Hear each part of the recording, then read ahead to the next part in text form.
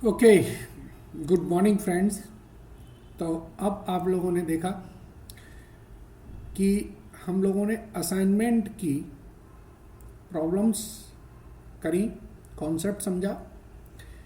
मैंने जैसे last class में बताया था कि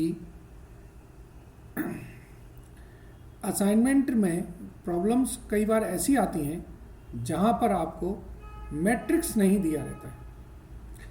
अब हम ऐसी प्रॉब्लम देखेंगे कि हमें मैट्रिक्स नहीं दिया रहे तो हम उन मैट्रिक प्रॉब्लम्स को कैसे सॉल्व करेंगे। ठीक है, तो अब आप अपनी बुक में P6 प्रॉब्लम मैंने बताई थी वो देख लें।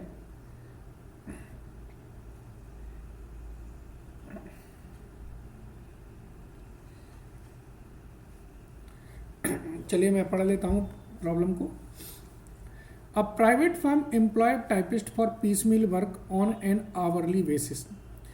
There are 5 typists available and their charges and speeds are different.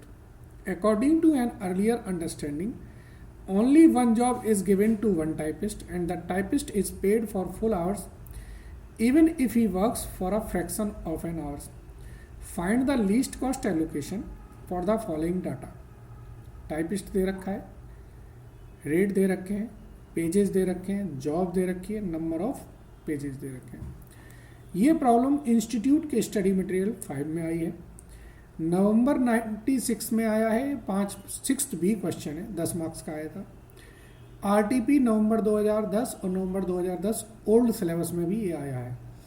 जहाँ एस्टिक लगा है उसका मतलब है वो ओल्ड सिलेबस से फॉलो करता है। अब इस क्वेश्चन में देखें, आप देख रहे होंगे इसमें मैट्रिक्स तो नहीं दिया है, तो हम क्या ये प्रॉब्लम कैसे करेंगे। तो सबसे पहले हमें इसमें बेसिक मैट्रिक्स बनाना पड़ेगा और फिर उसके बाद हम आगे अपनी प्रॉब्लम सॉल्व करेंगे।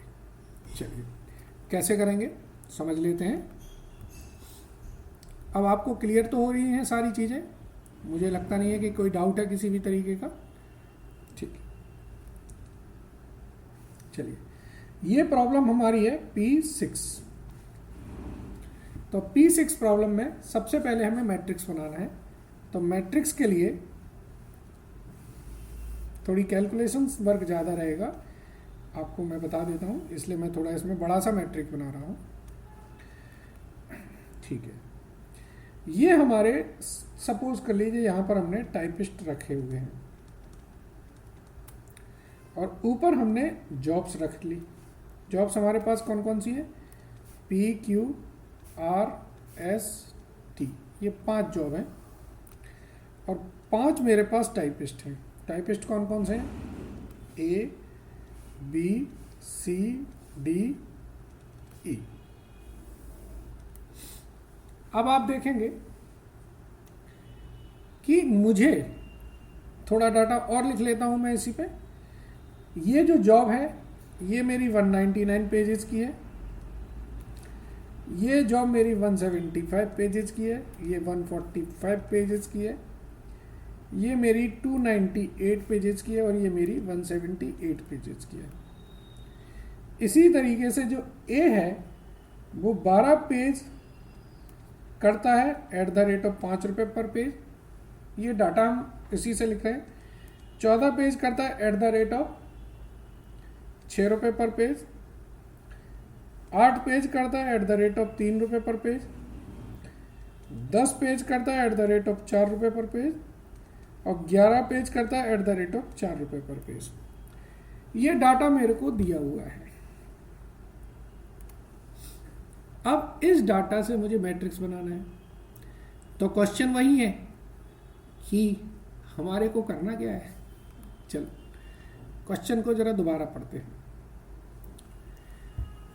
A private firm employ typist for piecemeal work on an hourly basis. There are 5 typists and their charges and speeds are different. According to an earlier understanding, only one job is given to one typist and the typist is paid for full hours even if he works for a fraction of an hour. Find the least cost allocation for the following data.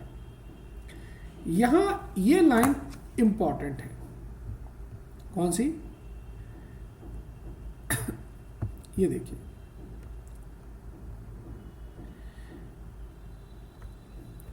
The typist is paid for full hours even if he works for a fraction of an hours.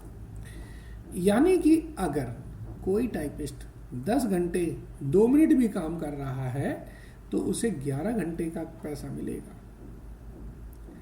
ठीक है ना। अगर वो 9 घंटे 59 minute कर रहा है तो 10 घंटे का पैसा मिलेगा, और जैसे ही उसने 10 घंटे 1 मिनट हो गया तो उसको 11 घंटे का पैसा मिलेगा। यानी कि अगर कोई फ्रैक्शन में भी काम कर रहा है ना तो पूरे घंटे का पैसा मिलेगा। तो इन छोटी छोटी चीज़ों पे आपने ध्यान देना है।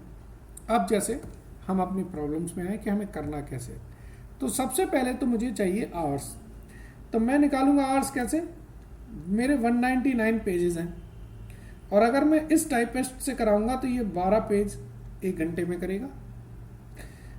ये मेरे 199 पेजेस हैं, अगर मैं इस टाइपिस्ट से कराऊंगा तो ये 14 पेज करेगा।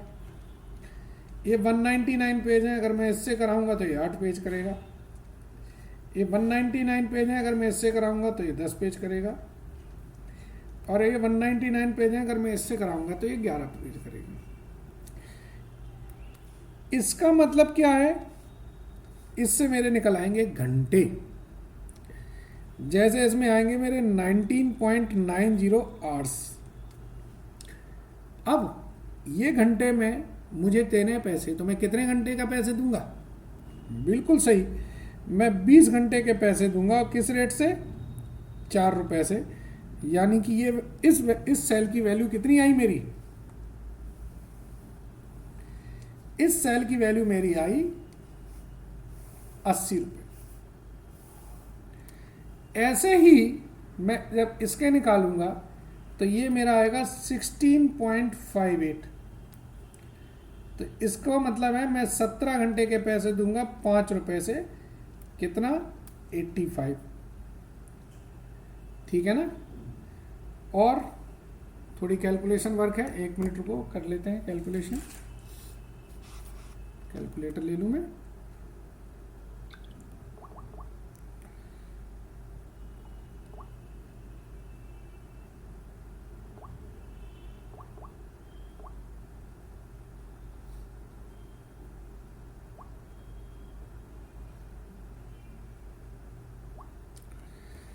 चलिए 199 डिवाइडेड बाई 14, ये आ रहा है मेरा 14.21। तो यानी कि 15 मल्टीप्लाई बाई 6, ये 90 रुपये बनूंगे मेरे इसके।